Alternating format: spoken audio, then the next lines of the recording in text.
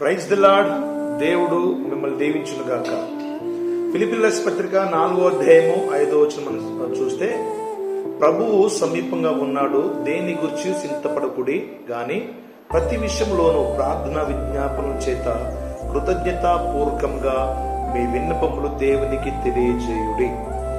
ప్రభువు యేసయ్య నీకు సమీపంగా ఉన్నాడు. యేసయ్య నీవు ఏదైతే ప్రార్థన చేస్తావో దాన్ని వింటున్నాడు.